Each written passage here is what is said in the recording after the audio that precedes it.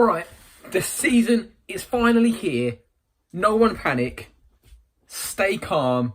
Hey there, everyone. Elliot, thank you a ton for having me. Firstly, I gotta apologize to everybody out there. I'm a bit under the weather right now, so just forgive me if I'm not as peppy or zippy as I normally am.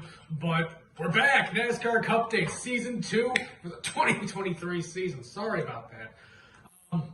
Boy, oh boy, this has been a long off season. I am so excited to get back underway. Looking forward to talking NASCAR with you, and of course, Elliot, thank you again. Looking forward to talking to you most of all. But hey, we're back, and it's back on 2023, looking better than ever. Before the season kicked off, Joey Logano got new hair. Lego hair. Joey Logano. I like that, that's sticking.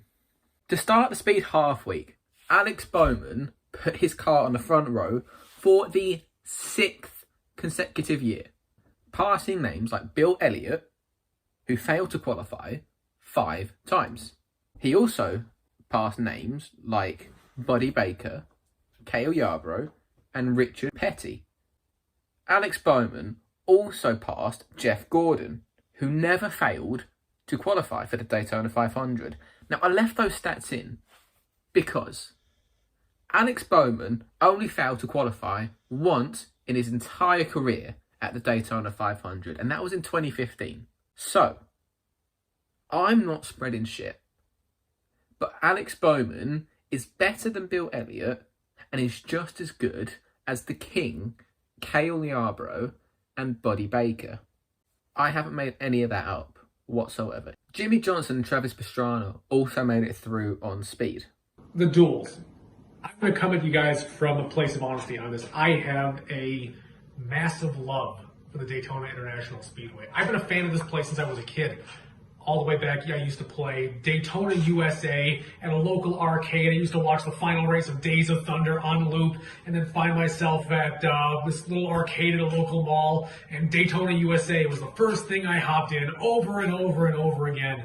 So any chance we have for track time at Daytona hits me right here. Duels. I thought this was a good showing. A lot of good drivers out there. I'm really happy to see the outcome of Eric Almirola getting himself one, and even Joey Logano. Logano? One of the biggest talking points is Connor Daly backing his way into the Daytona 500 after an abysmal start. This is why we need practice. Connor Daly's car would not start for actual qualifying. It's on track for the duels, and this thing is going full lowrider mode, bouncing all over the track. They finally get it fixed, but he gets back out there and tries, and he hasn't a chance in the world to make it. All of a sudden, Daytona gonna Daytona. Wreck takes out the only guy that matters. Connor Daly makes it in, and I'm happy to see one of the Indy guys in the 500, albeit for a team that we know exactly where they're going to finish. Love the duels so much. Sitting there Thursday night saying, all right, boys, let's start them up and get them going again. So, to sum all of what Dana said up, Logano won Duel 1. Then, in Duel 2, we heard the third most famous words in racing. Eric Almirola, 1 car length out in front of this field. A driver who came within a mile of winning the Daytona 500 a few years ago. I fucking know. It's every time the camera pans to Eric Almirola that we hear that he came within a mile and Austin Dillon said, nah. It's happened for the last 5 years. In every Daytona event. So nothing actually happened for the majority of Duel 2. Except Kyle Busch, he's got a weed sponsor now with 3G. Kyle Kush, I like that. That one's sticking. Kyle Kush crashed after a push from Daniel Suarez. And for those of you that are squeamish, you may want to look away now. Yeah, when he got him sideways once, he got down, corrects, moves up. Eric Almirola, who came within a mile of winning the Daytona 500 back in 2018, ended up winning his duel and would start 4th. So, contrary to the usual practice then qualify format, practice for the Cup Series was on a Friday, which makes the achievement by Travis Pastrana even more legendary. To be fair, you wouldn't expect anything less. Then in the second practice, no one went out. 17 people went and practiced, and Harrison Burton led that one. Okay, gentlemen and Danica. Drivers and Danica! This is the moment you've been waiting for. The Daytona 500. The biggest race of the season in NASCAR. The one that means it's all, everything. The one where the teams all bring their best shit boxes and we get to see them kick off the season in the right way. Right after this short break. Do you have a dog? Then buy shit bags. Because every dog shits. Stage 1 was the cleanest I've ever seen that race. 65 laps, green flag to caution flag, won by Brad Keselowski. Yeah, I mean, Bubba Wallace hit the wall, which everybody who's anybody shared a collective smile. But, all in all, it was a very clean stage. The stage 2 was cleanish. Again, not much happened, maybe a speeding penalty, but a few more people hit the wall. Kevin Harvick gave Tyler Reddick a push, which ended up causing him, the two-time rookie Chase Elliott, and Eric Jones to crash out. Now, Ryan Blaney was also involved in that crash, but the fucking legend that he is, and this is important for later, carried on. Other than that, nothing else happened, so the Melon Man won stage 2. Now, we're to the big bit. The part where all the money is. The big check. This is where all hell was gonna break loose. The race will be won, the trophy will be handed out, and we'll find out who made it after this short break. Do you have a dog? Then buy shit bags.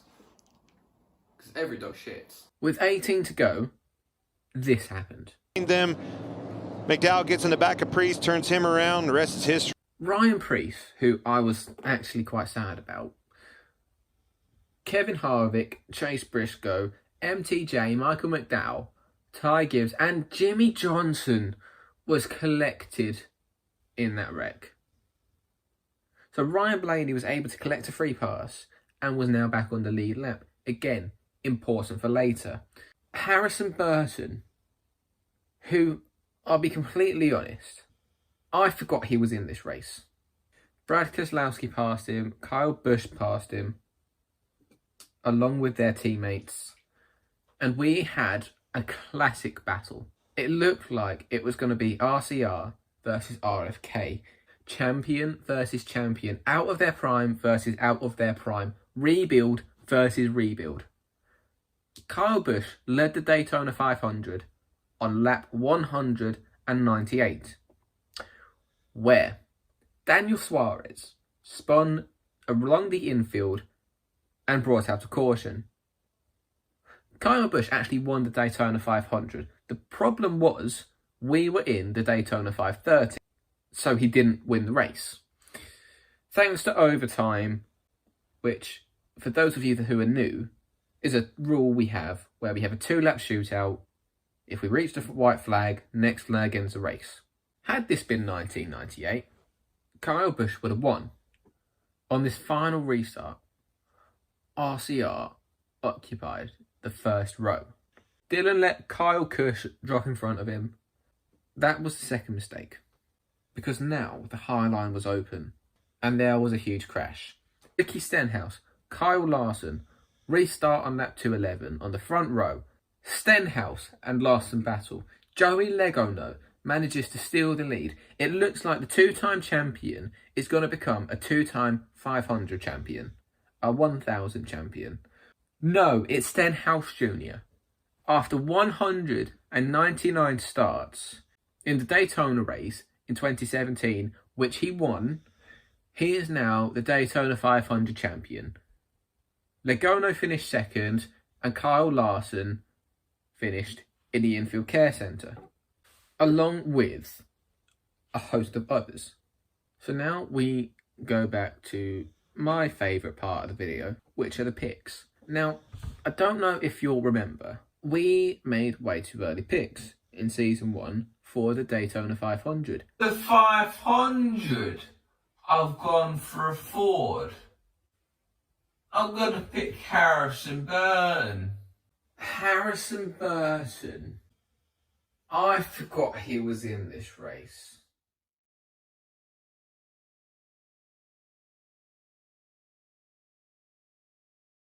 That ended well. And Dan picked Chris Buescher. Now, he's 1-0 up. So he gets to go first and pick for Auto Club. Yeah, on to Auto Club, and as you remember, Elliot, my pick was Chris Buescher unbiasedly for this past weekend, and he placed 4th, so that means I'm up first. My pick going into Auto Club, I'm putting my money down on the number 19, Martin Truex Jr. I think this guy is going to be somebody to watch going into this season. Look, I know that Kevin Harvick is on his NFG tour, and he's going to come out swinging, but the one I think people are sleeping on is Martin Truex Jr. Sure, this man has a very, very scattered statistical record here at this speedway. He's finished everywhere from all the way to the top back in 2018 in the number 78 Furniture Row Motorsports car, all the way to the back of the pack, and several of his starts here.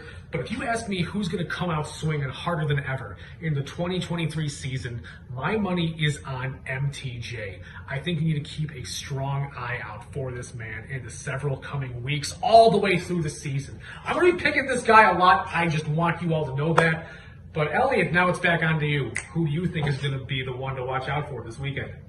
Now, that's a fair one, because Truex is good there. I'm also going to pick a Toyota.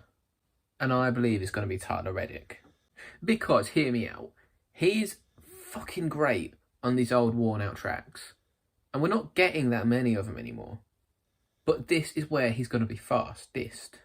Make sure you're tuning in to every Friday night at 9 PM Eastern, the World of Outcasts Dirt Nationals on Twitch by following Elfira Penguino, XX Max Snipes XX, or Trouthead09.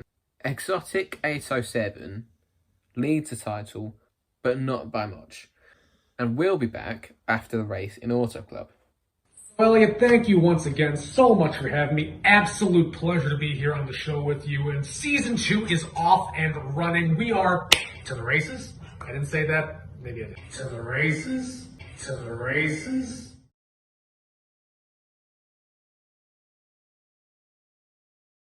Well, it doesn't matter. I want all of you just to know that you guys who watch this show, I'm so grateful for every single click from all of you.